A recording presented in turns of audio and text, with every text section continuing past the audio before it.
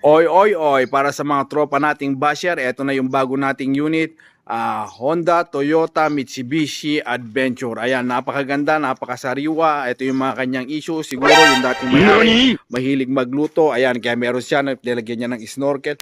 Tapos hindi lang yon ang issue pa nito, yung gulong niya, 5. Isa, dalawa, tatlo, pangatlo yan, apat, lima. So lima yung gulong niya.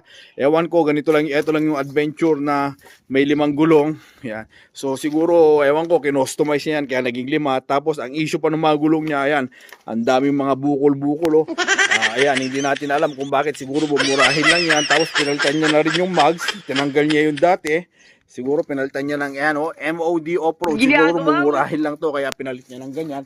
Ayan yung mga issue. Siguro pinang-trabaho niya na rin, pinang-business. Kaya meron siyang top load na napakaganda. Ayan yung nilagay niya.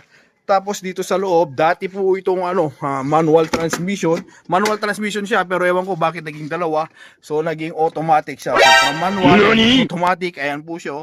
Dalawa lang yung pedal eh. Pag mga manual transmission, tatlo dapat, pero ito dalawa. So automatic lang siya. Tapos may mga dinagdag na, ayan, mga fender kunwari. Tapos nagtipid, imbis stainless steel bull bar ang nilagay. Ayan, ganyan lang, bakal, tinabla pa, tinerno pa rito.